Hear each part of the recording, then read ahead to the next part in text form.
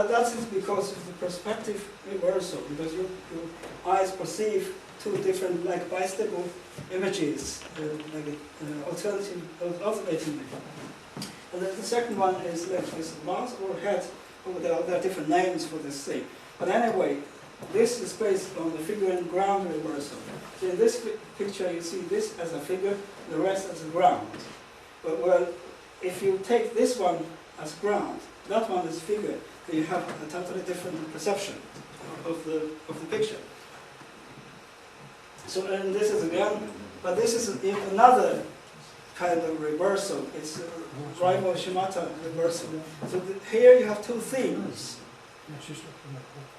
Yeah, you have two themes. If you focus on one theme, you see one way of perceiving the picture. If you see the other one, you see another one. Well, I think a lot of people know. It's the same woman, but after many years. Right. So, yes, surely we're actually taken away the time. Yeah. So basically, if you identify this small black dot feature as eye, and this is nose, and you see a very beautiful young woman here, this is ear, or if you identify this as a nose, and this is his mouth, then you see an old lady in the picture. So, but sometimes it's very difficult for some people to see both. But after some training, I think it's possible to see both. And when you're old enough. The psychologists say that what old people will tend to see this one, young people will tend to see this one. They have to make choice. So, and then this is another kind of reversal.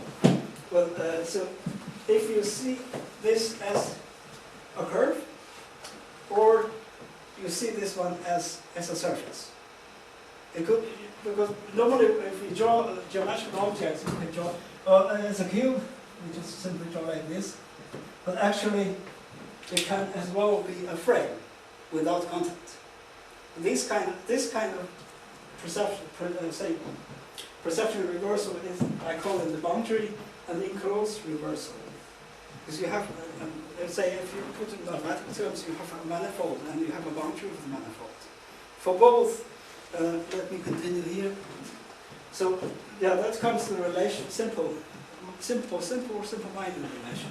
But there's mathematics, there's art, and there's physics. They are kind of connected one way or another. Each one is connected to the other. There's no like one-way street connection. So, well, let me try to. Well, for this statement, I need another equation.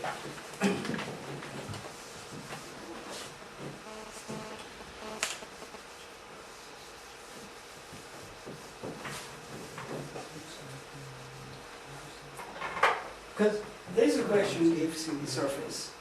Its generator is a segment. So move the line segment in space like that, and you get a surface. But in the helix case, your generator is a point. So this means to say this one defines the width of the band. This one determines the diameter of it, or radius. Now if I fix, not say this one is a real number, well, this one is constant.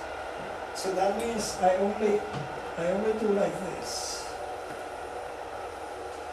So it's also interesting if I ask people how fast you can draw, maybe it's helix. No, maybe it's strip. If you imagine how you draw it, it will be very, very slow. But in this case, I can draw it very, very fast because I could create a new algorithm. So, because this is one-sided surface and it has a twist and has everything. So that equation will be the same as this one, but just the only difference is you have only one value for this one. So that gives me the conclusion.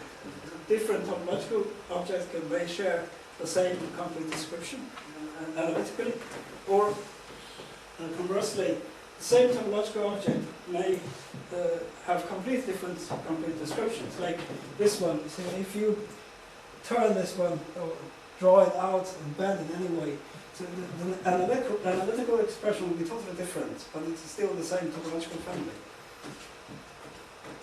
And then, well, with that kind of reversion, as I said, boundary and increase and enclosed reversion, the association actually lies with Stock's theorem. So in those senses, you see the connection of art in terms of perception, and the connection to mathematics in terms of observation, and this one will give you something about measurement, because say if you have a system with boundary and with interior, and the measurement result could be due to the boundary or due to the interior. But when you're outside, you don't really know what you have. You can have both results, and then you argue, well, you measure this result, I measure the other. And there's no compromise. But actually, there is two contents in your manifold. So yeah, after this has been done, and I was trying to, well, the motivation for doing this was, first of all, I didn't feel comfortable with this point, like particle concept. And there are a lot of things I didn't understand. I thought probably it will help me to understand more. And I think one of the things is the superconductivity, because we tried, when I worked with superconductivity, I know how experimentally you can produce new material, you measure, and what sort of TC you get, and you measure again, and the synthesis. You don't know what's going on, nothing to guide you to guide like higher temperature. So I think if you understand the electron, there should be some help to understand superconductivity. And and then I've been thinking of some new experiments, because most of the aspects of electron was more or less well established. All the experiments should be done, has been done. But there are something missing, still missing. And then the issue of asymmetry between charge monopole and magnetic monopole. Because in this case, I have not really thought this really thoroughly, but it looks to me, if you have a charge monopole like this, then you cannot have magnetic monopole, because it's the same structure. And then from the magnetic monopole condensation condition, you have the charge times the monopole strength. But here you have a charge square, which gives you the condensation condition. The phi structure constant. And then when it comes to, when I talked to my industrial people, friends, and I said, well, this is something I feel very interesting. They asked me, what is useful? And I couldn't answer. And then one day I found one from an Asian Chinese philosopher. He said, everyone knows the usefulness of the useful, but no one knows the usefulness of the useless. So I think in this spirit, I really admire George to bring us together here to discuss something sort of totally, probably to other people, it's useless. But we will see if we can find anything useful later. And then, my sort of personal pursuit to this subject, it seems like I have gone through the history of the electron, the theory of the electron, and the philosophy and mathematics to get this thing done. And my conviction to Albert Einstein's belief is that it will be sufficient to really understand the electron. And I think there was also another statement he made in the 50s when he was asked, nowadays, people find a lot of particles and this and that in the 50s. He said, what's your opinion? He said, I'd rather to understand the electron first. And then another interesting incident. Once I spoke to a mathematical physicist. I said, well, I've done this thing, and I thought probably it's interesting, but because I'm not trained as a mathematician, I would like to see the mathematical context of this work. And he said, this is not possible, it's impossible. You're inventing an alternative medicine. If you're sick, you go to the doctor, which is, he meant, quantum electrodynamics. And then I said, well,